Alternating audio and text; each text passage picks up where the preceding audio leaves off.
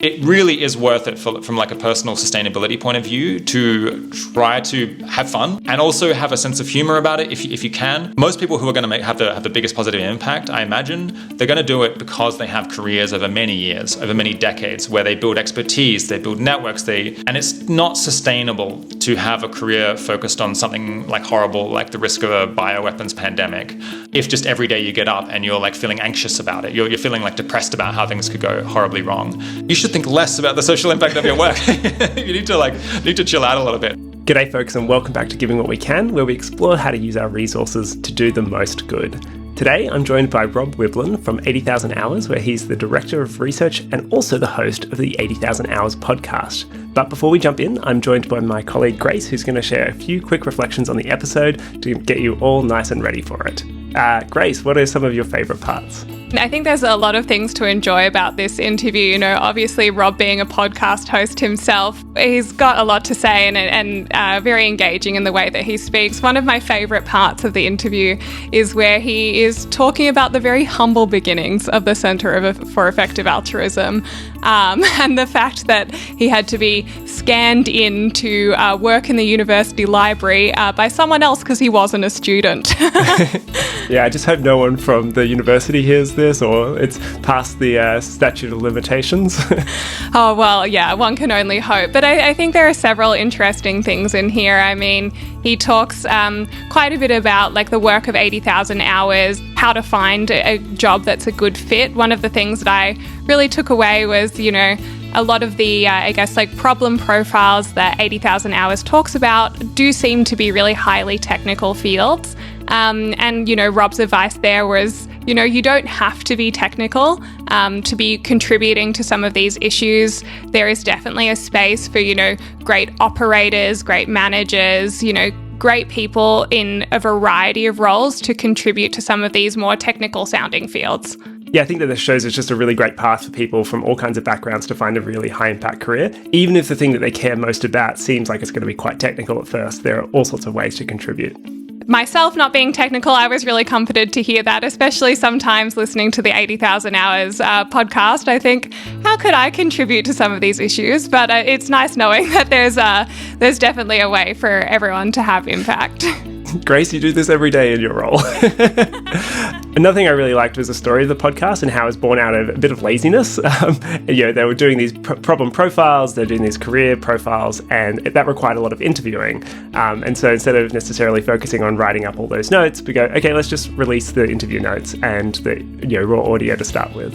Yeah, I really love the way that I guess the format kind of evolved out of this need to get a lot more done.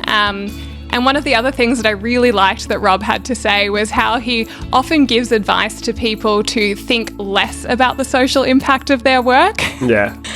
This isn't something that I think a lot of people are hearing in the effective altruism community, but I think that reminder to have fun was something that really resonated with me in this interview. Yeah, along those lines, he was talking about the 80,000 Hours website, and it can be a bit overwhelming seeing this just big list of terrible things, and you can't necessarily internalize that every day that you're working on it. Something that I feel, and like generally trying to think about the things that you focus on that really motivate you. So seeing the impact, seeing the wins that are achieved, seeing the good things that are happening as the product of your work, and also just having those good work hygiene things like the people around you and the things in your life. Yeah, absolutely. It's definitely something I've thought about since listening to this episode. Okay, not to spoil too much, let's kick into the interview. So, yeah, I'm Rob Wiblin. I've been involved in, I guess, the effective altruism and like Giving What We Can, effective philanthropy scene for since 2012, I guess, when I actually moved to become research director at Giving What We Can all of those years ago when it was so much smaller. These days, I'm at 80,000 Hours, which is this organization that tries to help people have more impact through their careers, typically. At 80,000 Hours, I host the 80,000 Hours podcast with me, Rob Wiblin, where I guess the aim is to do unusually in-depth interviews with experts who are working on solving various different really pressing global problems. So often we talk with them for many hours at a time, trying to find out why did they decide to work on this problem, why are they working on this particular solution that they're focused on, what are the arguments for and against doing what they're doing. That's the hope, is to go to a level of depth that people find hard to get on other podcasts. Yeah, amazing. It'd be great to start off with just to hear a little bit more about the mission of 80,000 Hours, how it came about, and the type of work that you do outside of the podcast as well. Yeah, so I think 80,000 Hours, it kind of was conceived back in 2011 by Will MacAskill and Benjamin Todd, folks it's possible listeners will have heard of. I think they were coming up on graduating, I think, from their undergrad, and they were like, we want to make the world as good as possible. We want to do the maximum good that we can with our career, because they're like kind of influenced by consequentialist moral philosophy. But they were like, we don't know how to do that. And so they like Google around, and they find that just no one is answering this question in that form. Of course, people think about what problems are most pressing in the world. They think about what solutions there are. But in terms of doing comparisons across different problems, or comparisons of what methods are best for solving these different problems, trying to estimate what impact you might have if you become a doctor or an engineer or a politician or whatever, it's just nothing really out there for them. And they were like, maybe we should do it. Maybe we should create an organization that tries to figure these things out. I think they spent like a few months looking into this, like doing some basic analysis of how many lives is it plausible that a doctor saves and things like that. And then they gave some talk, I think, at Oxford. They gave a talk to a bunch of undergrads. And I think out of that, like 3 people completely changed their careers. I think there was only 20 people who went along to their workshop, and like 3 people like upended their lives. And they were like, okay, this is a good sign. We should create an organization that does this sort of research in some like proper detail, not just a few months of some undergrads in their spare time looking around.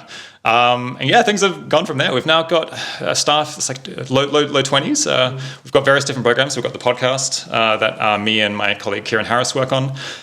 We've got a one-on-one kind of advising program. So people can apply on our website to speak to someone at 80,000 Hours about what they're planning to do and whether it's the right thing for them, and like how they might find either a better path to get on or improve the one that they're on.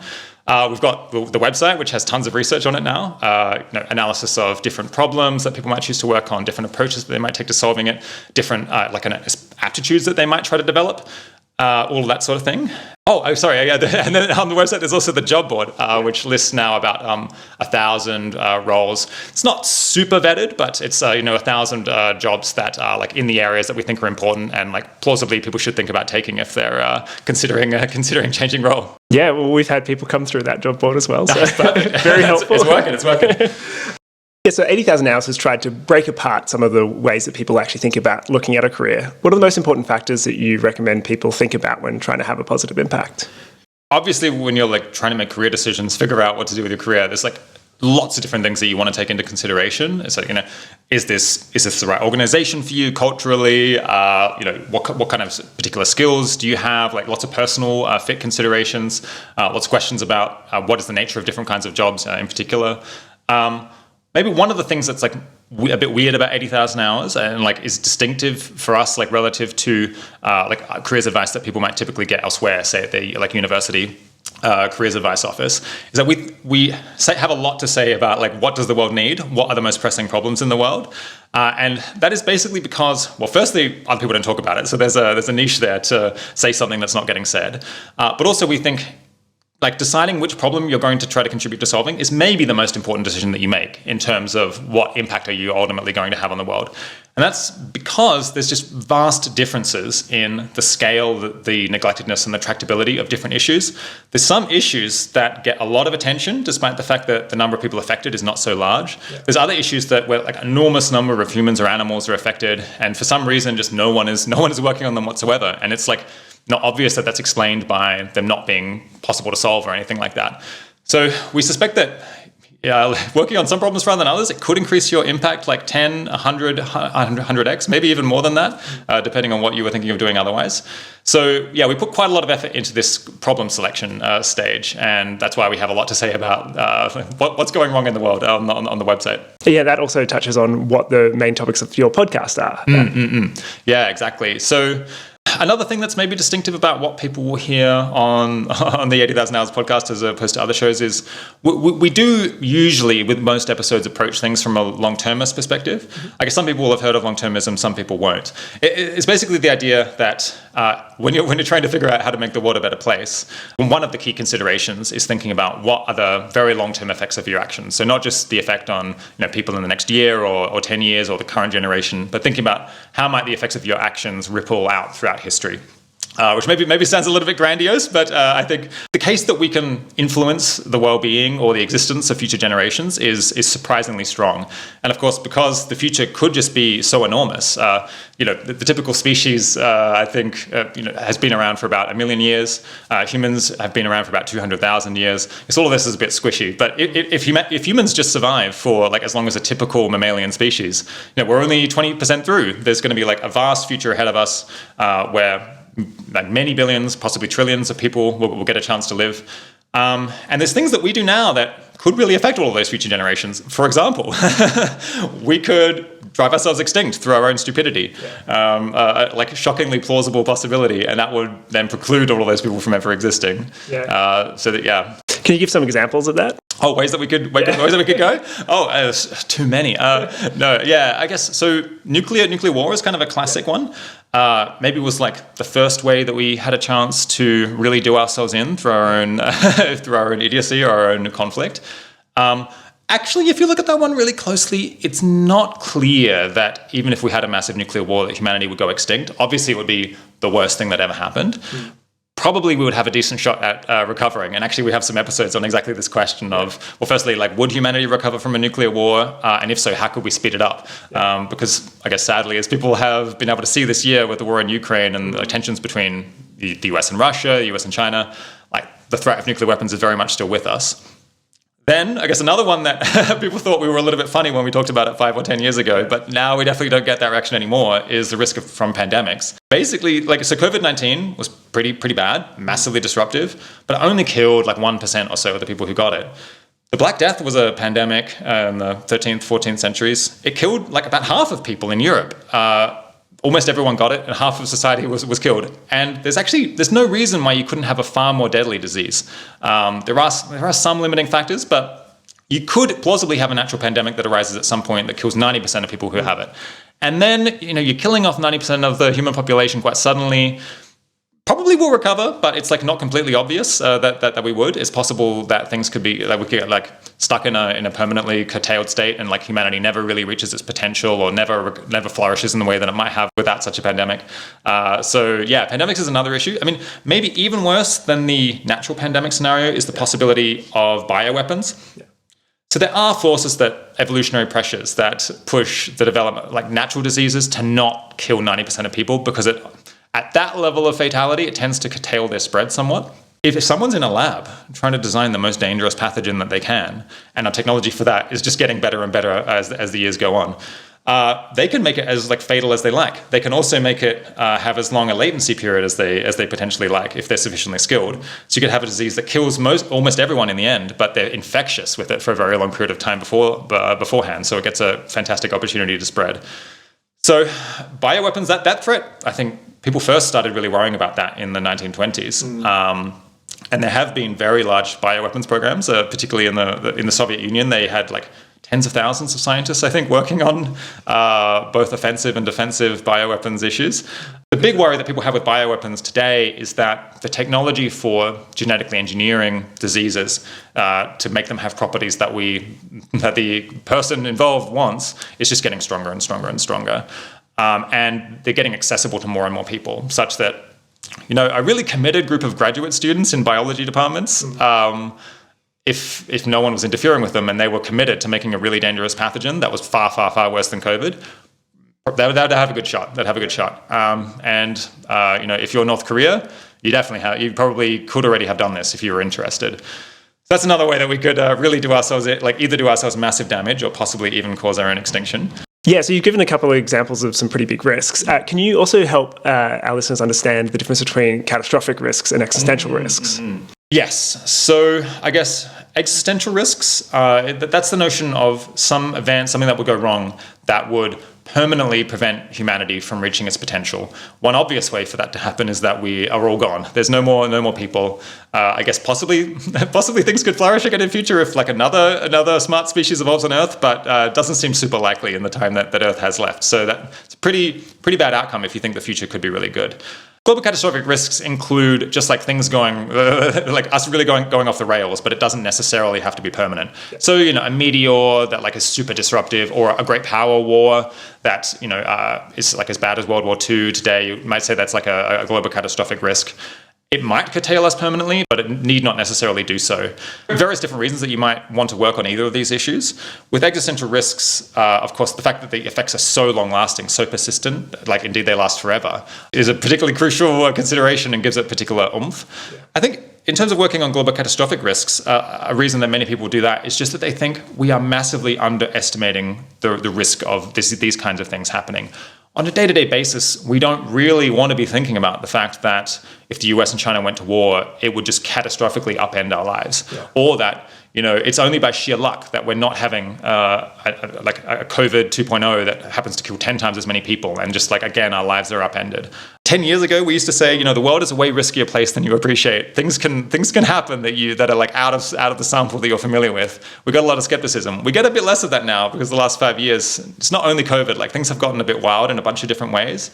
And I think if you want to see how dangerous a place the world can be, it is worth studying a bit of history, looking not just at the 90s, the time that I guess many listeners might have grown up, and the time that I grew up, which was a relatively placid time. Yeah. But history is full of surprises, and we are still living through it. There's good reasons to want to try to see ways that things could go wrong and prevent them beforehand. Which actually takes us to what are the ways that people can actually address some of these issues, because people can be pretty immobilized by it just seeming so big. Yes. So this is a reason that I think many people don't like to think about these issues, and sometimes can be a bit resistant to the idea that this ought to guide their decisions, guide their career choices of all things, something that's so concrete. I think there's just actually plenty of things that we can do to deal with these issues. Maybe it's actually clearest in the pandemic case. So people will now know about the mRNA vaccines, right? Yeah. It's a platform for developing vaccines that is pretty broad spectrum. You can potentially come up with vaccines within weeks or months of a new pathogen being identified, and then just kind of change the code in the manufacturing process. And then so you vaccinate the world much, much faster than you might have been able to without this mRNA vaccine technology. There were people working on this for decades before, and they knew that this would have the benefit that if they could get the mRNA vaccine technology working, we would be in a much better position to deal with all future novel pandemics. This was funded by people who were worried about the risk from novel pathogens on the basis both of existential risk and of global catastrophic risks.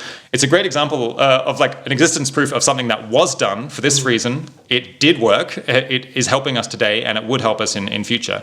And there's quite a lot of other technologies in the same ilk that we could continue developing they don't create many new risks, because of course technological advances can be a double-edged sword, but they do seem to really protect us against risks. So an example of something that people could either fund or get involved in the research of now is broad-spectrum antiviral drugs. Mm-hmm. So people, again, have been working on...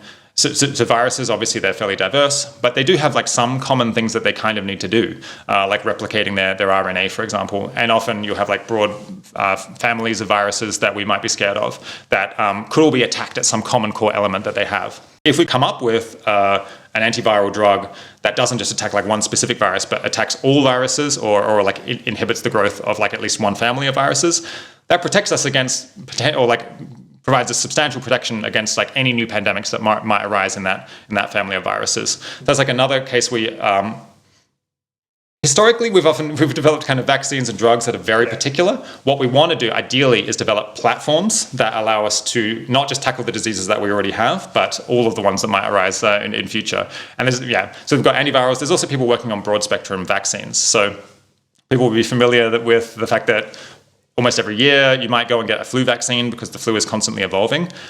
People, again, have been working for many years to try to come up with a vaccine that doesn't just protect you against the flu strains that happen to be circulating right now, but would protect you against future evolutions of flu. I'm less up on the technical details of how that works, but many people think that it's quite plausible that if we threw the talent and money at this problem, we could actually do that. And then that would, again, put us in a much better position to protect ourselves against any natural flu pandemics that arose in future, or indeed someone who tried to turn the flu into something much more dangerous from a bioweapon point of view. With these types of examples, I imagine that a lot of people might get the idea that they need to be a scientist or an engineer to have an impact with their career. Can you talk about some of the ways that people might be working on these types of problems and others from a diverse range of backgrounds? Absolutely, yeah. So science and tech is a natural way to approach these, but absolutely not the only one. I mean, to begin with, anyone who went into any kind of funding position or position in government where they potentially are involved in analysing what risks a country might face, ways that things could go wrong, what stuff could we do do to forestall it. Like people who might perhaps have an economics background like me are in a very good position to work in think tanks or in government roles to like trying to raise the alarm about these problems and then analyze like what things should the government be funding to see them off. That's a whole class of roles. Like any organization that is trying to tackle these issues in basically any way is going to need also great management expertise, people to work on operations, budgeting, like fundraising, organization, all of these different positions. Indeed, I think if you look at almost any organization that's working on even very wacky like global catastrophic risks or existential risk issues, half of the people don't have a technical background. They're there because they're like brilliant managers. They know how to coordinate people. They know how to deal with other organizations and get things done. So even just from that point of view, if you're like someone who didn't go and study some topic related to bioweapons at university, there's still like tons of roles that are relevant. Yeah. Some other great resources that people might not be aware of is the problem areas and the career profiles. Can you share what they are? Sure. Yeah. So, I mean, there's lots of different ways that you could, lots of different orders that you could take when you're trying to plan a career. Like, obviously, you want to match with like skills and with the problem and with like your personal fit with an organization, all of these different things. But yeah, in order to help with that, we've got two sections of the website. The problem profiles, where we like consider lots of different problems that people put forward as like maybe especially useful to work on. There's like risks from new technologies, including artificial intelligence, the pandemics, as I've been talking about, climate change, I guess like also, animal welfare, global health and development, and so on. And then we try to put like a whole bunch of stuff on that page that people will find useful, like analyzing what's the scale, what's the neglectedness, how easy to solve is this problem, what different approaches might one take, what experts have to say about this issue, like what other resources should you go to if this seems like a path that you're interested in.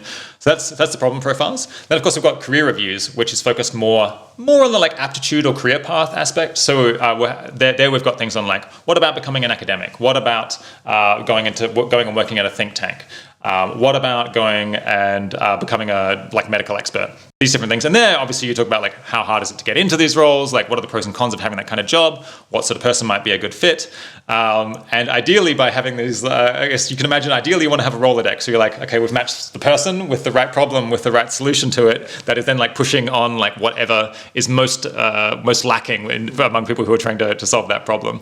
So can you tell us a little bit more about the story kind of that led you to now host the 80,000 Hours podcast, the director of research there? You've been involved in the effective altruism movement for quite a long time. How did that all happen? What's the story? Yeah, I was a bit of a weird kid. I was like super concerned about philosophy when I was a teenager. I think like around 10 or 11, I started encountering these things like, what is the meaning of words? Like the problem of induction really troubled me.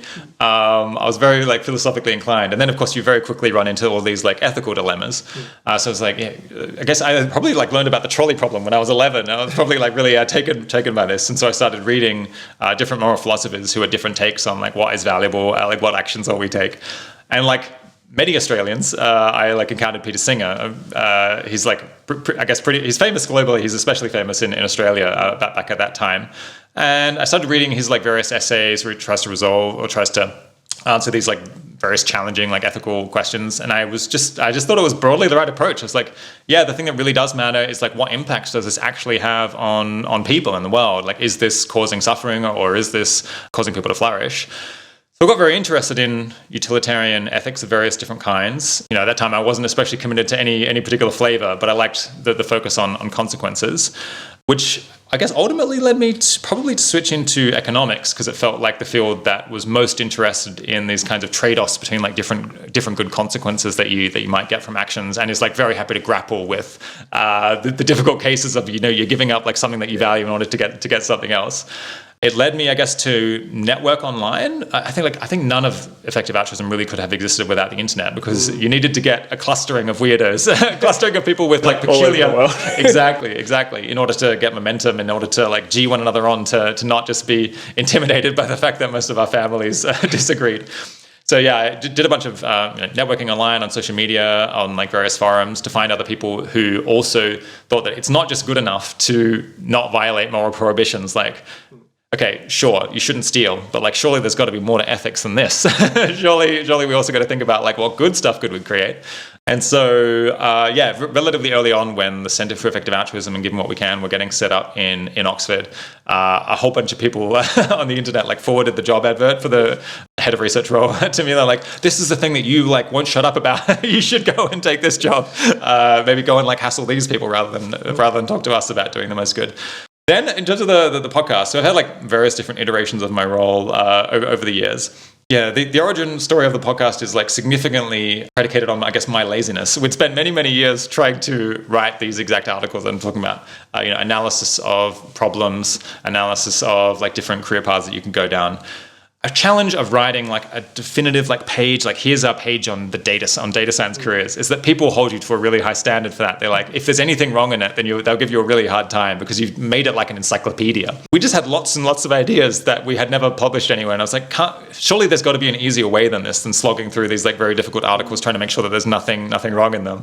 And of course, to write these articles, I was speaking to lots of experts in the exact area. In order to write the data science profile, we talked to data scientists. And so we would do that, and then we would take notes, and then we'd try to turn it into an article. And I was like, maybe we'd just cut out the middleman here. Can't we just publish the interviews?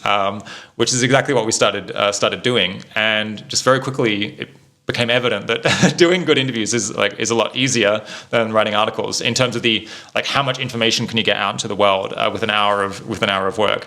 And also there is just a huge audience that much prefers listening to audio than reading long articles. I'm like a real audio person myself.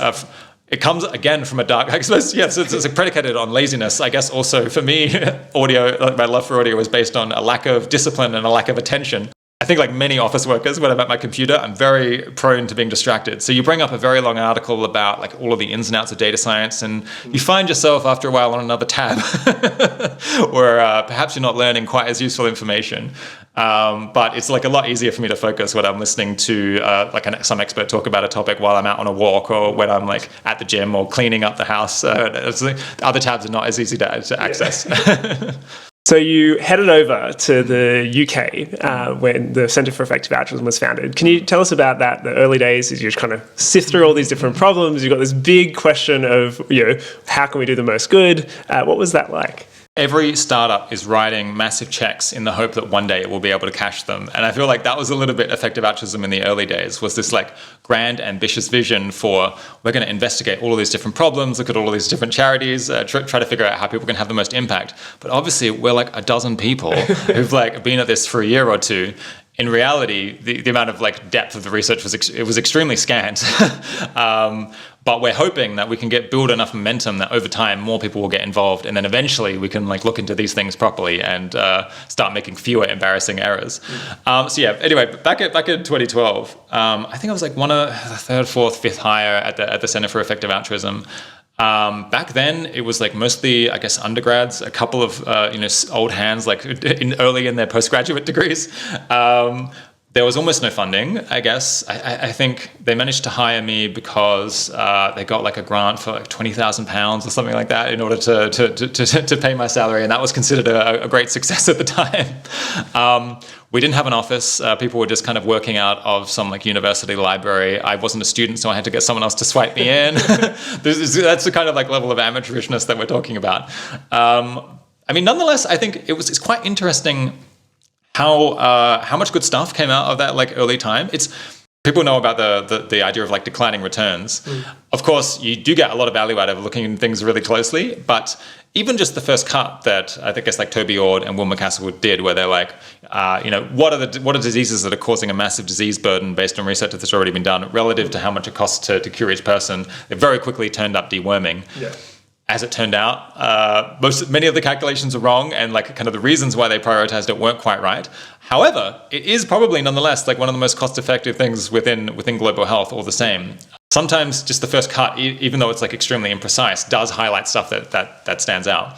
Over time, we've been able to consider like a wider and wider range of problems, and also like different ways that particular issues might stand out. So early on in the history of Giving What We Can, as many people will know, Toby Ord and Will McCaskill, they're doing this in their spare time. And they're like, well, it seems like one cluster of problems that stands out as potentially really useful to solve and very cost effective to solve is like finding the world's like poorest people and then seeing like what problems do they have that might be fixed really quickly. And that like pretty quickly turns you onto like these really cheap like global health interventions, like diseases that are so easily preventable that it's kind of astonishing that they're still around. Philosophy is a huge area. Moral philosophy is a huge topic, and there's lots of different like diversion points where you could end up having different ideas about what might matter. So very quickly, people are thinking, wait, Peter Singer has these like really strong arguments that animals are super important, that there's tons of them. We often treat them egregiously poorly, and we think that they are probably conscious as well, and they can suffer just like us. And also, almost no one's talking about this, or I suppose some people are talking about it, but it's pretty small in the scheme of things. So maybe we should also do some investigation of what can be done to help out animals who are being treated poorly in animal agriculture. And so that becomes a whole like flourishing topic as effective altruism starts to grow and more people take an interest in these ideas. Then people also, a natural progression is also thinking, maybe okay, so where are all of the like beings that we could affect? Okay, so we've talked about like humans, we've talked about humans outside of our country, so we're thinking about like looking globally, we're thinking about now other species. Another natural progression is like, what about the future? What about people who don't exist right now, who can't complain to us about their problems?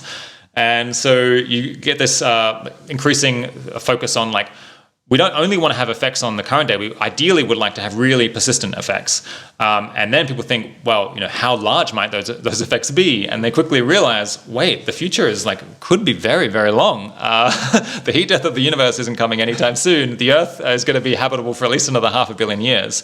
So, before we even get to that, I suppose even if we just manage to go for another million years, the future seems enormously large in the number of people who you could affect. So you get more and more people thinking, well, what things could we do now that aren't going to wash out or merely speed up something that's inevitable, but might put humanity on a different trajectory in the long term, get it to a better place forever, rather than just getting it there a little bit faster. So that kind of creates this new cottage industry of long-termism and existential risk, and people thinking about all of those topics. So it has been really nice to see effective altruism as a community blossom in all kinds of different directions, and people will have lots of different ideas. You might it's actually one thing that's quite odd about effective altruism is it's a social movement, an intellectual movement, a social scene as well, I guess, that is not united around common conclusions on what is good. It's united around a methodology and I guess some common principles, we should care about all beings, not just ourselves, or at least we should care about more beings than we might be inclined to otherwise. So tons of different conclusions then about what the priorities actually ought to be. You might think that would lead to tons of conflict, but it hasn't. People seem to get along remarkably well. I suppose, over the years, people have had their terse words with one another, but we have just attracted people who are pretty open-minded, really intellectually curious. They don't get angry when people disagree with them about where they ought to be giving their money. The people are mostly curious to learn from one another and understand the different the ideas that are kind of happening in some other cluster of the community. So it's pretty beautiful in that way. Are there criticisms of the movement or the methodology or the conclusions as they stand today that you'd like to see developed more? That's interesting. I mean, maybe the philosophical objection that I'm most troubled by is people within effective altruism have explored it maybe more than anyone else because it troubles us so much. But it's this issue that if you really do think that what matters morally is the consequences of your actions over the very long term, it's a pretty strong case that this is hard to tell what it is.